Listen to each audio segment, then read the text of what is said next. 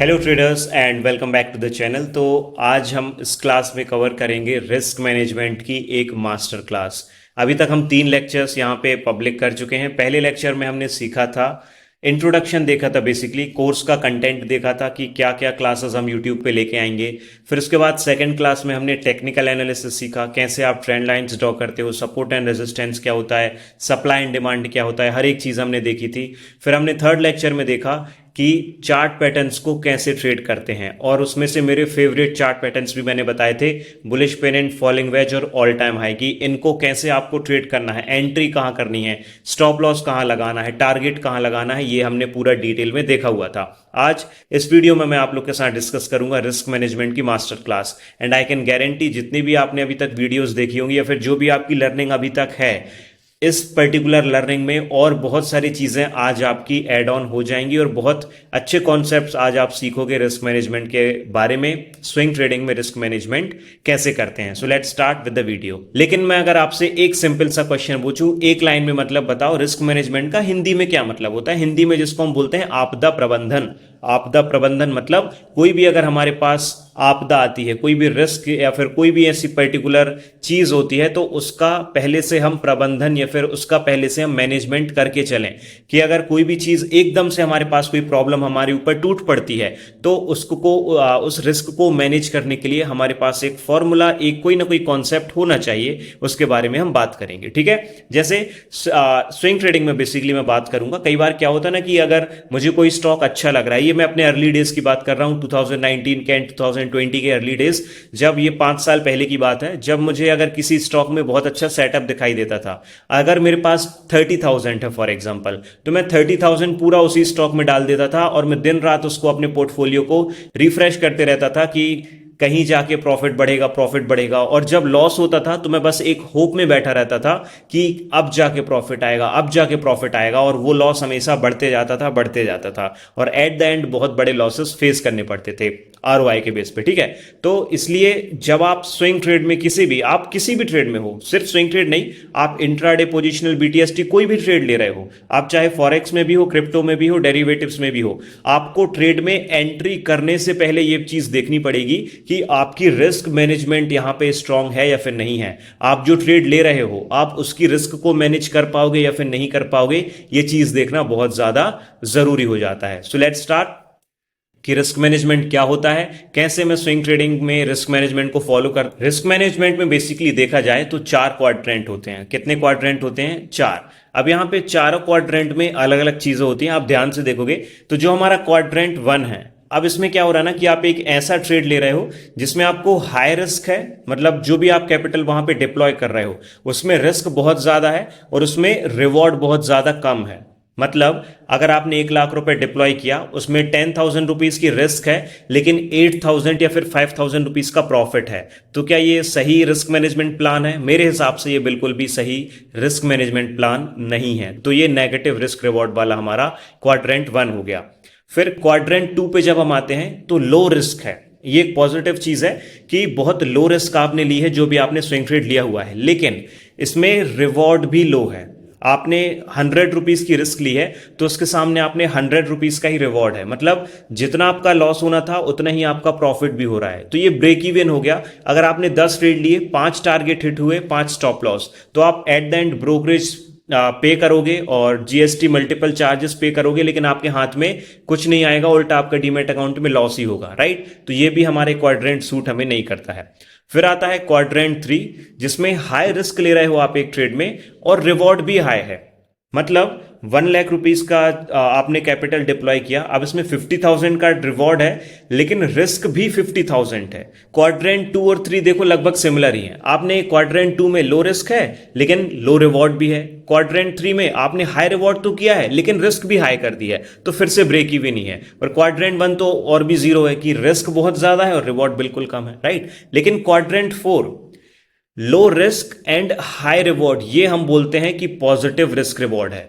आपने 10,000 रुपीज की रिस्क ले रखी है लेकिन उसके सामने 30,000 रुपीज का टारगेट है। तो this is a positive risk reward कि आपने रिस्क कम से कम रखी है, रिवॉर्ड ज्यादा से ज्यादा आपने यहां पे लगा रखा है। तो ये क्वाड्रेंट 4 है। बेसिकली 4 क्वाड्रेंट, 4 तरीके से रिस्क मैनेजमेंट लोग फॉलो करते हैं।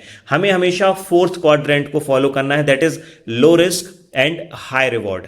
आप ये हाई रिस्क लो रिवॉर्ड हो गया, या हाई रिस्क हाई रिवॉर्ड हो गया, या लो रिस्क लो रिवॉर्ड, इन सब चीजों को साइड में रखो, सिर्फ क्वाड्रेंट 4 को ध्यान में रखो, that is low risk high reward, that's it. ठीक है। क्रिप्टो ट्रेडिंग स्टार्ट करना चाहते हो या फिर क्रिप्टो ट्रेडिंग से एक अच्छी अर्निंग करना चाहते हो, लेकिन प्रॉब्लम यह है कि टाइम नहीं है। अब टाइम इस चीज के लिए नहीं है कि आप 24/7 मार्केट के सामने बैठो, चार्ट्स को यहां पे एनालाइज करो और फिर ट्रेड्स पंच करो। तो इसके लिए एक सबसे अच्छा फीचर मैं लेके आया हूं जो यहां पे बायबिट यहां पे ऑफर करता है, that is copy trading platform. अब कॉपी ट्रेडिंग प्लेटफॉर्म क्या है कि यहां पे जो प्रोफेशनल स्विंग ट्रेडर्स हैं या फिर जो एक्सपर्ट ट्रेडर्स हैं यहां पे क्रिप्टो के लिए, आप क्या कर सकते हो कि आप इनके ट्रेड्स को डायरेक्टली कॉपी कर सकते हो। यहां पे मतलब जो भी ट्रेड्स ये प्लेस करेंगे, आप वही ट्रेड्स अपने अकाउंट पे भी ऑटोमेटिकली प्लेस करा सकते हो इस पर्टिकुलर बेस्ट फीचर के साथ जो कि यहां पे बायबिट ऑफर करता है। अब कॉपी ट्रेडिंग प्लेटफॉर्म क्या है, चलिए मैं आपको स्क्रीन पे शो करता हूं।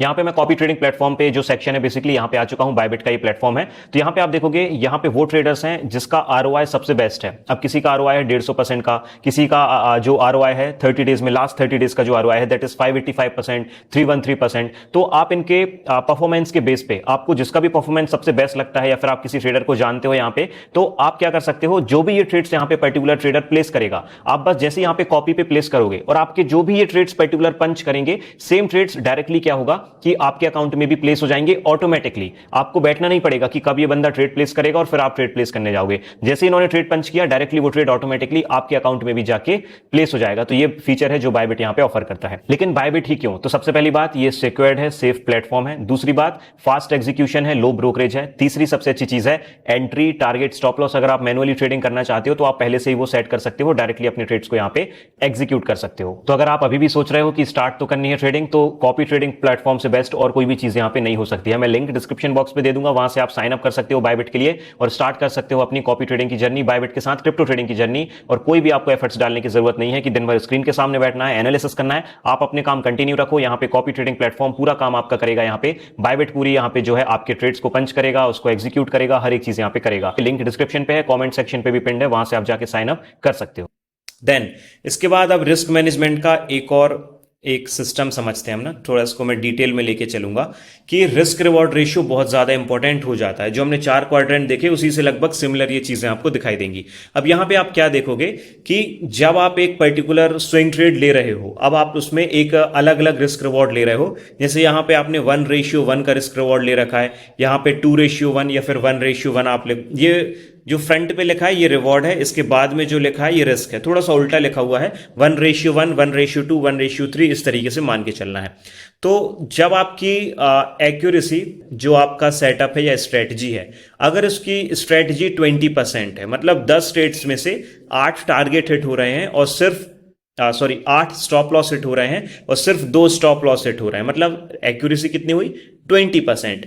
अगर आप 20% की स्ट्रेटजी के साथ काम करते हो जिसमें रिस्क रिवॉर्ड 1:1 है, और अगर 1:4 भी है, 1:4 भी है कि भाई आपके 8 स्टॉप लॉस हिट हुए, लेकिन 2 टारगेट आपने जो हिट किए हैं उसमें 1:4 ले रखा है आपने कि 100 रुपीज की रिस्क थी लेकिन उसके सामने आपको 400 रुपीज का प्रॉफिट मिला, तो भी आपको कोई प्रॉफिट नहीं होगा, आप उल्टा लॉस में ही जाओगे क्योंकि आपकी स्ट्रेटजी की एक्यूरेसी बहुत ज्यादा लो है। लेकिन अगर आप 1:5 लेके चलते हो 20% एक्यूरेसी में, तो आप एक प्रॉफिटेबल ट्रेडर निकल जाओगे। 10 ट्रेड्स के बाद भी आप प्रॉफिटेबल आप रहोगे। लेकिन पिटी से पिटी स्ट्रेटजी पे बोलूंगा, एक ऐसी भी स्ट्रेटजी आप रैंडम कॉइन फ्लिप करो बाय सेल करने का, आप कुछ भी डाइस फेंको कि 1 आया तो बाय करूंगा, 2 आया तो कुछ भी करो, आप कभी भी ऐसा नहीं होगा कि आपकी स्ट्रेटजी की एक्यूरेसी 20% होगी।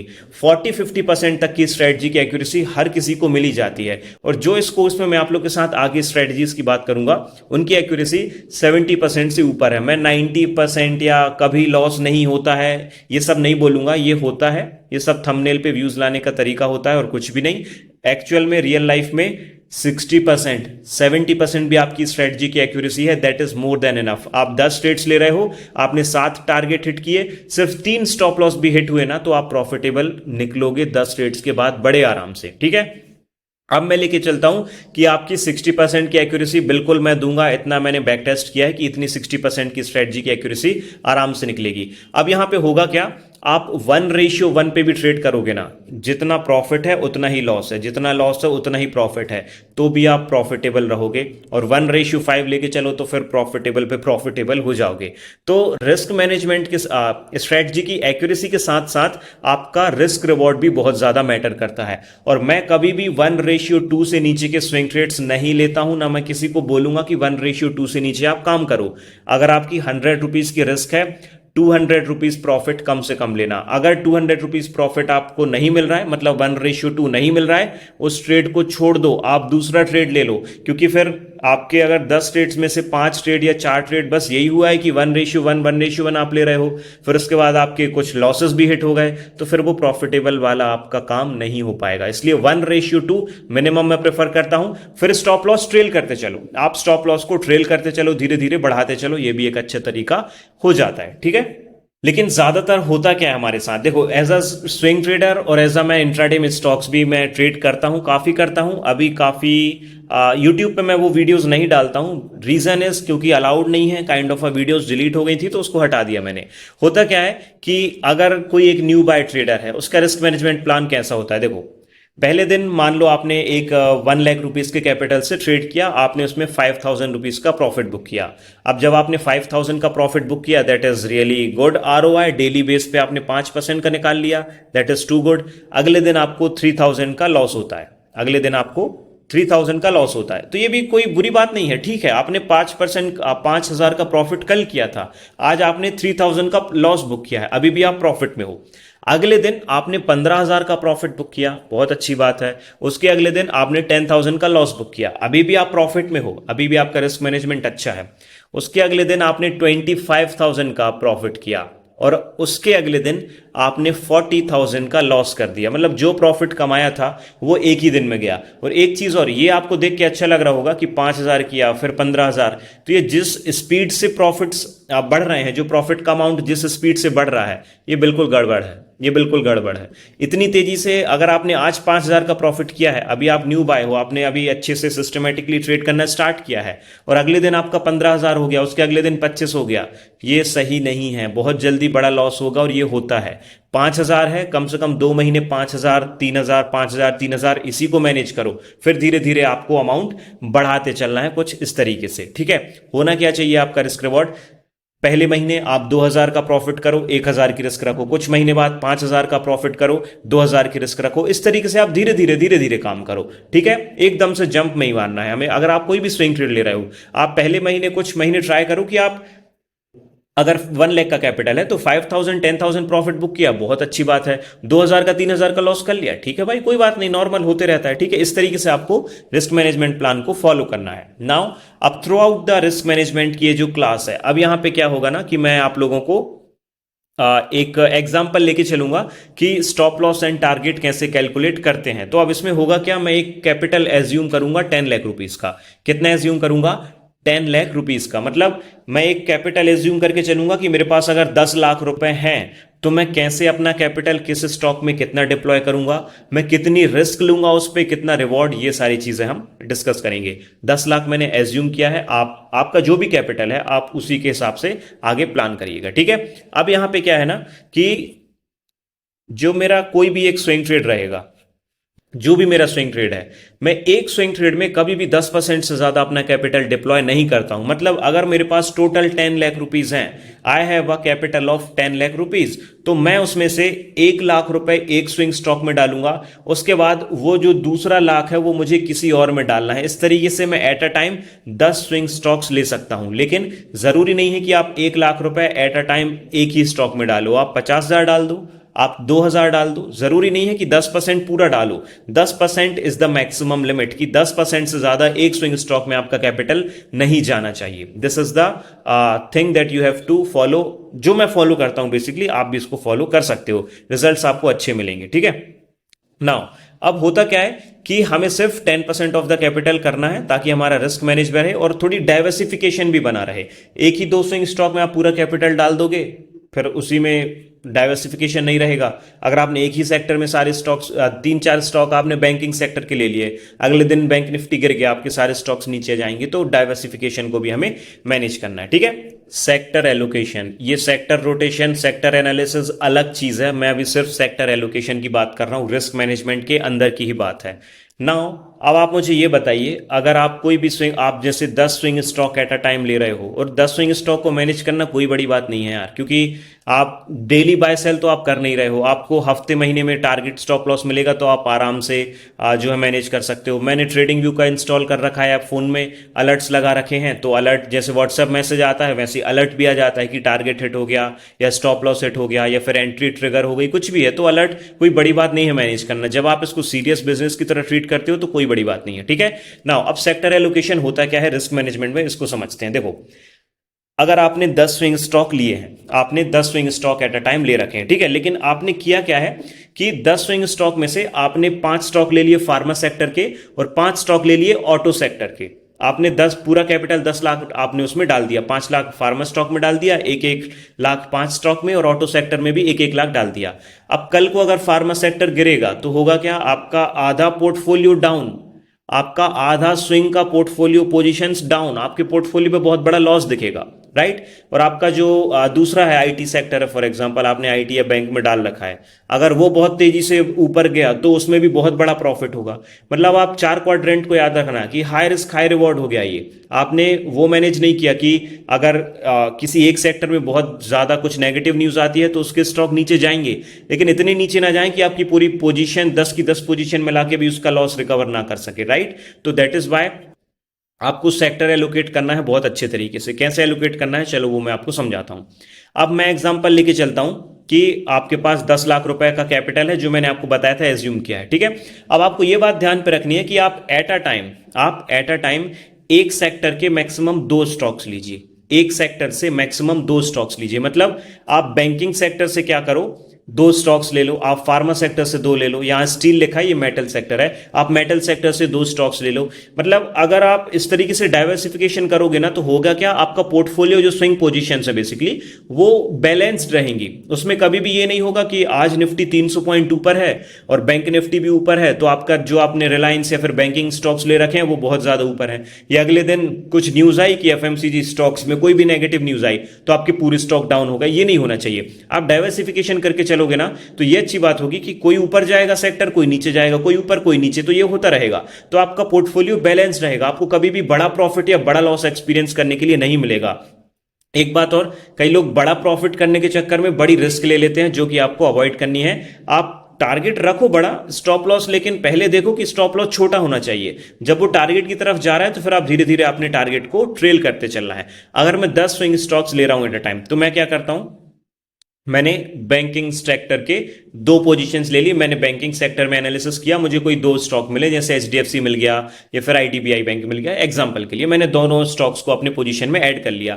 अब इससे ज्यादा मैं तीसरा बैंकिंग सेक्टर से, चाहे वो पीएसयू हो चाहे वो प्राइवेट हो, मैं कभी नहीं लूंगा जब तक ये मेरी 2 स्विंग पोजीशंस एक्टिव है। अगर मुझे कोई नई अपॉर्चुनिटी बैंकिंग सेक्टर में ही मिली है तो मुझे इन्हीं 2 पोजीशंस में से किसी एक को स्क्वायर ऑफ करना पड़ेगा पहले, और फिर उसके बाद मैं नई पोजीशन बनाऊंगा। ये मैं फॉलो करता हूं। अब फार्मा सेक्टर से मुझे जैसे सिप्ला में और जायदूस वेलनेस में मुझे अपॉर्चुनिटी मिली, अब मैं क्या करूंगा, जायदूस वेलनेस और सिप्ला को मैं तब तक होल्ड करूंगा जब तक टारगेट या स्टॉप लॉस सेट नहीं हो जाते हैं। अगर उसके बाद मुझे कोई अच्छी अपॉर्चुनिटी भी मिलती है तो मैं कोशिश यही करूंगा कि कुछ प्रॉफिट में ही निकालूं, फिर मैं नई पोजीशन बनाऊं। इससे होगा ये कि मान लो बैंकिंग और फार्मा सेक्टर बहुत ज्यादा नीचे ओपन हो गए, लेकिन ऑटो, एफएमसीजी, मेटल सेक्टर बहुत ज्यादा ऊपर ओपन हो गए, तो आपका पोर्टफोलियो बैलेंस्ड रहेगा। आप एक ही सेक्टर में सारे पैसे डाल दोगे ना, आपको ये लगेगा कि फार्मा सेक्टर से मैंने सिप्ला, जायदूस, सन फार्मा, एबॉट इंडिया, मतलब अलग अलग स्टॉक्स में तो डाल रखा है, लेकिन फिर भी लॉस क्यों होता है? वो इसीलिए होता है क्योंकि आपने उसको डाइवर्सिफिकेशन नहीं किया, आप उसका सेक्टर एलोकेशन अच्छे तरीके से करो। ठीक है, this is how you have to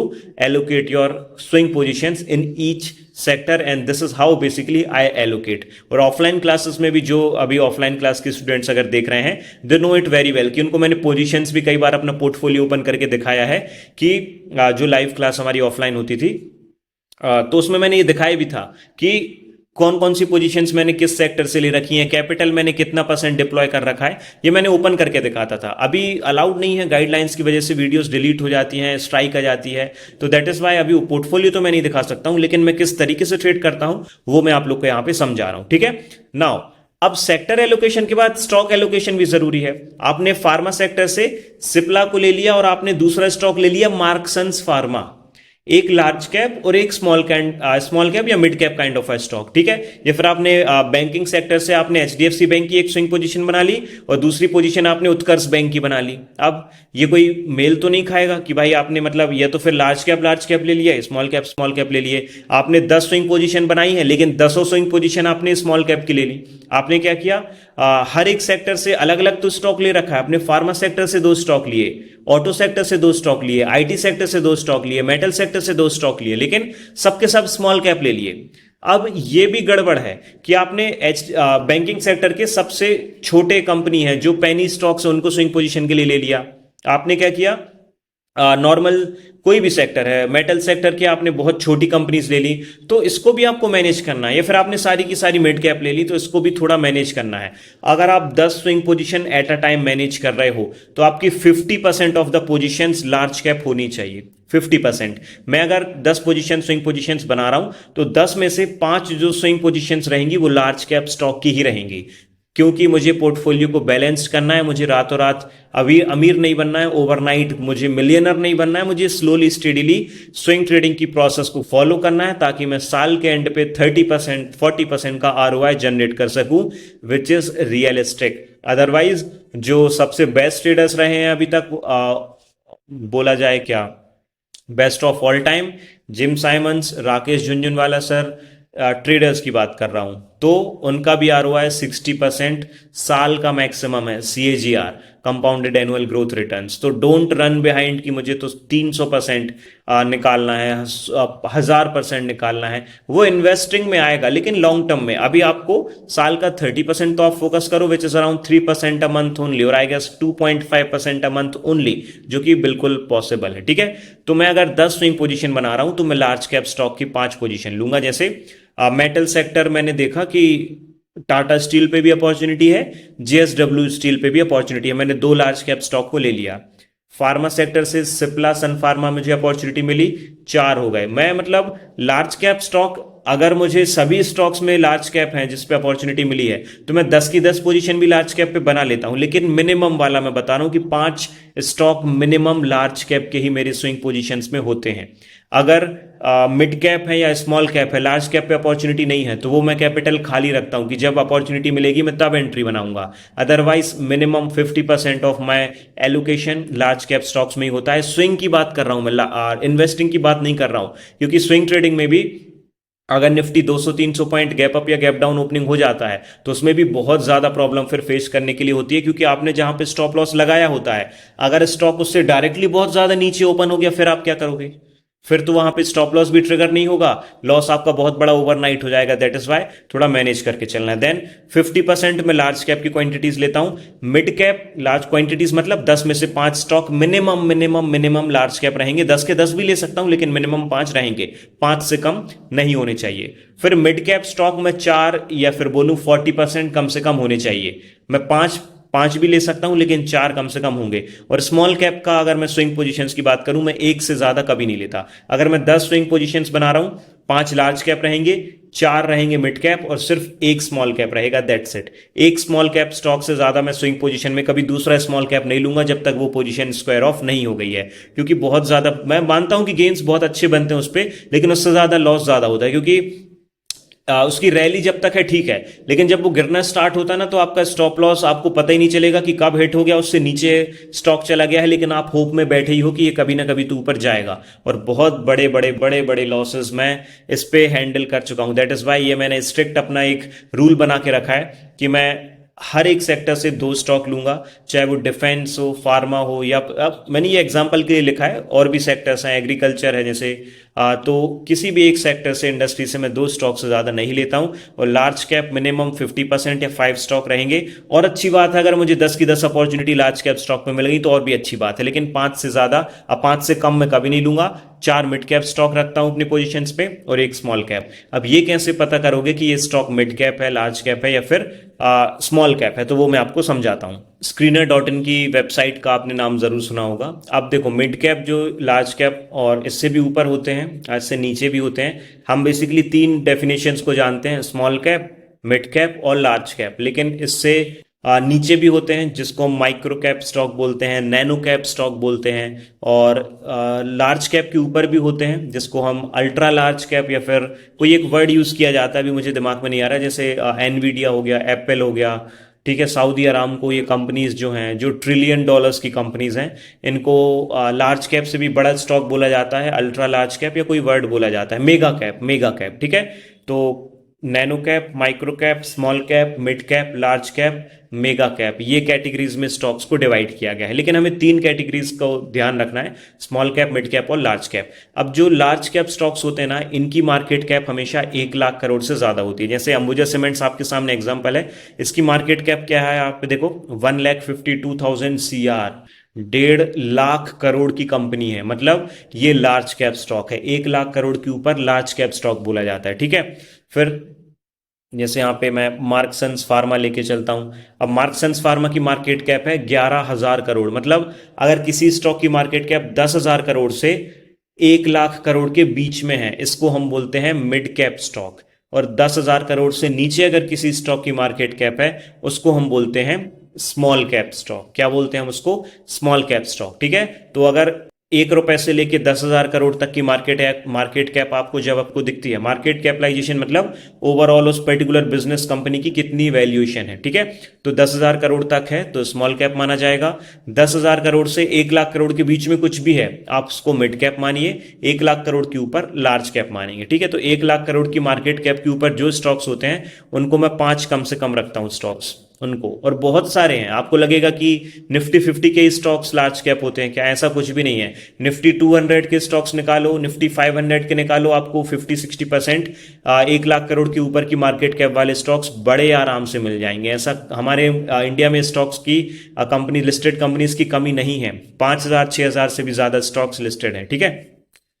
तो आई होप आपको ये क्लियर हुआ होगा कि कैसे मैं ये डाइवर्सिफिकेशन मैनेज करता हूं अपना, ठीक है। तो अभी हम आगे बढ़ते हैं और अब हम देखते हैं कि कैसे मैं एंट्री कर रहा हूं, तो मैं क्वांटिटीज को कैलकुलेट कैसे करूंगा, टारगेट मैं कैसे निकालूंगा कि मेरा टारगेट क्या है, स्टॉप लॉस क्या है। इस चीज को अब हम यहां पे स्टार्ट करते हैं, ठीक है। और वीडियो अच्छी लग रही हो तो लाइक जरूर कर दीजिएगा। और अगर आपको demat account free of cost open करना है तो धन की लिंक मैं डिस्क्रिप्शन बॉक्स पे दे दूंगा।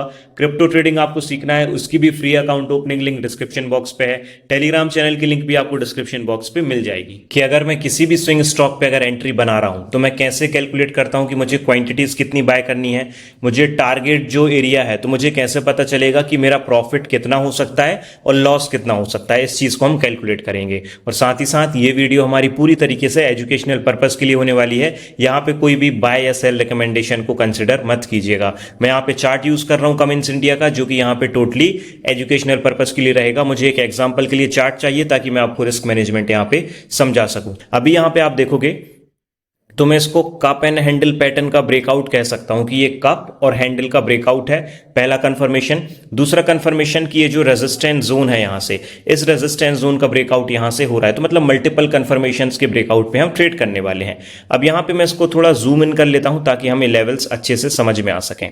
सबसे पहले ये जो टूल है टारगेट स्टॉप लॉस लगाने का, इससे हमें क्या क्लियर हो जाता है कि हमारा स्टॉप लॉस कितने पॉइंट्स का है, टारगेट कितने पॉइंट्स का है, एंट्री कहां हो रही है। तो एंट्री यहां पे हमारी हो रही है 3576 पे हमारी एंट्री हो रही है। टारगेट हमारा है 4145 पे, और जो हमारा स्टॉप लॉस है वो है 3311 पे। तो एंट्री, टारगेट, स्टॉप लॉस हमारा क्लियर है।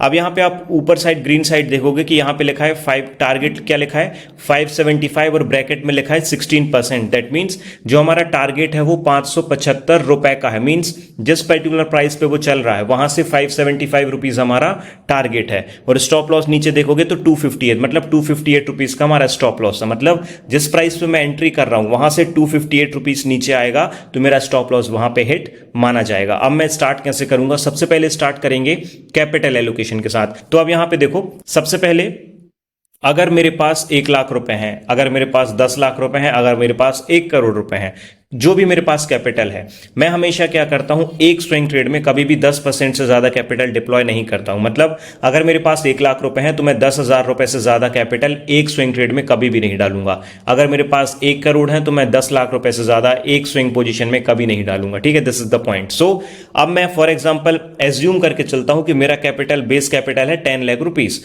और 10 लाख कैपिटल के हिसाब से मैं 1 लाख रुपीज इस स्विंग स्टॉक में डिपॉजिट या फिर इन्वेस्टमेंट कर सकता हूं।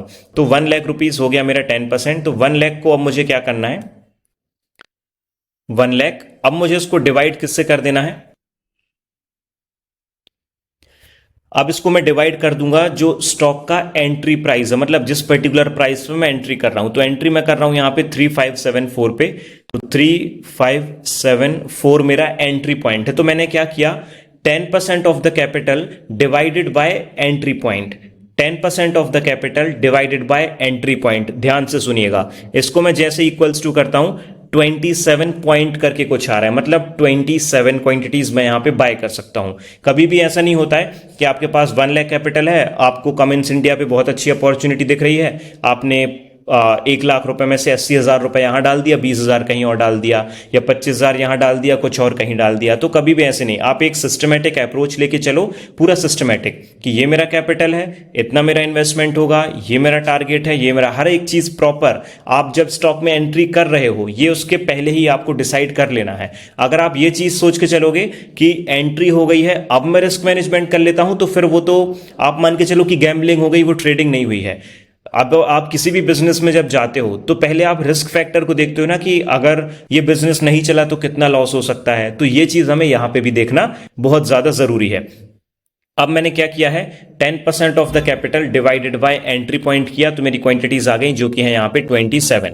कितनी है, 27। मैं यहां पे टाइप कर लेता हूं 27 मेरी यहां पे क्या है, क्वांटिटीज। अब इसको मुझे किसके साथ मल्टीप्लाई करना है, इसको मुझे मल्टीप्लाई करना है with the stop loss value. Stop loss value कितनी है, 258 रुपीज है, ये नीचे देखो 258 है, मतलब 258 रुपए का मेरा स्टॉप लॉस है। तो यहां पे मैं क्या करूंगा, 258 जो मेरी यहां पे हो जाएगी एसएल वैल्यू। ठीक है, अब इक्वल्स में, अब इसको मुझे डिवाइड करना है, कैलकुलेटर यूज करके मुझे ये कैलकुलेशन करनी है, बहुत बेसिक कैलकुलेशंस हैं। तो कितनी क्वांटिटीज है मेरी, 27 क्वांटिटीज है, मल्टीप्लाई बाय 258 रुपीज का मेरा स्टॉप लॉस का वैल्यू है, मतलब 6,966 रुपीज, 6,966 रुपीज मेरी यहां पे क्या हो गई, ये हो गया मेरा रिस्क अमाउंट। ये हो गया मेरा यहां पे रिस्क अमाउंट, की मतलब जो मैं एंट्री यहां पे बनाऊंगा, अगर मैं ये स्विंग ट्रेड यहां पे लेता हूं, ये मैं स्विंग ट्रेड लेता हूं, तो मेरा स्टॉप लॉस यहां पे कितने रुपए का, मतलब कितनी रिस्क बन रही है मेरी, 10% of the capital that is 1 lakh rupees के ऊपर, तो वो बन रही है 6,966 रुपीज, मतलब 1 लाख रुपए के ऊपर अगर मैं ये 7,000 रुपए का लॉस लेने की कैपेबिलिटी या फिर मेरी इतनी कैपेसिटी है या फिर कैपेबिलिटी जो भी आप बोलना चाहो, तो आप एंट्री बनाइए, अदरवाइज इसको अवॉइड कर दीजिए। एक तरीका और है कि आप क्वांटिटीज हाफ कर लो, लेकिन आरओआई तो सेम ही रहेगा, वो चेंज यहां पे नहीं होगा। कुछ इस तरीके से हमने क्या किया, अपना कितना मेरा लॉस हो सकता है ये मैंने यहां से फाइंड आउट कर लिया। अब मैं सेम इसी तरीके से क्या करूंगा, क्वांटिटीज मेरी 27 है, ठीक है, 27 क्वांटिटीज को मैं अगेन मल्टीप्लाई किससे करूंगा, अब टारगेट वैल्यू, अब टारगेट कितने 575 रुपीज का है, तो 575 ये मेरा क्या हो गया यहां पे टारगेट वैल्यू। इसको जब मैं मल्टीप्लाई कर दूंगा तो इससे मेरा क्या निकल के आ जाएगा, यहां पे टारगेट मेरा प्रॉफिट कितना हो सकता है, तो 27 क्वांटिटीज मल्टीप्लाई बाय 575 रुपीज का मेरा टारगेट वैल्यू है, दैट मीन्स 15,525, 15,525 रुपीज, ये क्या हो गया मेरा यहां पे टारगेट अमाउंट मींस मेरा रिवॉर्ड भी आप कह सकते हो। जो मैं 1 लाख रुपए यानी 10% जो मैं यहाँ पे इन्वेस्ट कर रहा हूं, इस पे मेरा 6,900 या फिर आप नॉर्मली बोलो 7% या 7,000 की रिस्क है, और जो प्रॉफिट आपका हो सकता है वो हो सकता है लगभग 15,500 रुपए का। जब आप इस तरीके से कैलकुलेट कर लेते हो चीजें, अगर आपको अब कंफर्टेबल हो आप कि भाई 7,000 की रिस्क मैं अफोर्ड कर सकता हूं 1 लाख कैपिटल पे, आप बिल्कुल एंट्री बनाइए। लेकिन आपको लगे नहीं अभी थोड़ा सा मुझे टाइम चाहिए, इतनी रिस्क मेरे लिए ज्यादा है, आप स्किप कर दो, आप दूसरा ट्रेड ले लो, लेकिन जबरदस्ती ट्रेड इसको फिर मत लीजिएगा। तो जब भी आप किसी स्विंग ट्रेड पे एंट्री बना रहे हो तो ये चीज जरूर कैलकुलेट करिएगा। क्योंकि होता क्या है, जैसे ये टेलीग्राम चैनल है जो कि बिल्कुल फ्री ऑफ कॉस्ट है, इसकी लिंक मैं डिस्क्रिप्शन पे दे दूंगा। अब यहां पे मान लो मैंने कोई स्टॉक पोस्ट किया स्टडी पर्पस के लिए, ये टोरेंट फार्मा हो गया, या फिर यहाँ पे स्विगी इटरनल का जो हमने डाला था, ठीक है। इसके बाद कोई चार्ट पैटर्न यहाँ पे ये डॉक्टर रेड्डीज था, स्टेट बैंक ऑफ इंडिया, कोई भी स्टॉक अगर हम यहाँ पे पोस्ट कर रहे हैं, अगर आप उस चार्ट को स्टडी करते हो और उस चार्ट के बाद आप उस पर एंट्री वगैरह प्लान कर रहे हो, तो आपको पता तो होना चाहिए कि एक बेसिक रिस्क मैनेजमेंट आप कैसे करोगे। और ऐसी वीडियोस अच्छी लगती हैं तो चैनल को सब्सक्राइब करके वीडियो को लाइक जरूर जरूर कर देना, ठीक है। ऐसा कंटेंट आपको मिलता रहेगा। तो और मेन चैनल पे और ये how to trade chart patterns की क्लास आप देख सकते हो, आपको समझ में आ जाएगा एंट्री, टारगेट, स्टॉप लॉस मैंने किस तरीके से यहाँ पे लगाया हुआ है। ये क्लास आप देख लोगे, आपको ये सारी चीजें क्लियर हो जाएंगी। और अगर ये टेक्निकल एनालिसिस फॉर एग्जांपल अभी आपको थोड़ी प्रैक्टिस की जरूरत है या फिर सीखना है, ये टारगेट, ये रेजिस्टेंस, ट्रेंड लाइन, ये कैसे मैंने बनाया है, तो इसकी वीडियो भी यहाँ पे है, क्लास 2 टेक्निकल एनालिसिस करने का सही तरीका, इसको भी आप जाके देख सकते हो। टेलीग्राम चैनल की लिंक डिस्क्रिप्शन पे है, वहां से आप फ्री ऑफ कॉस्ट ज्वाइन कर सकते हो। So that's all traders, thank you for watching this video.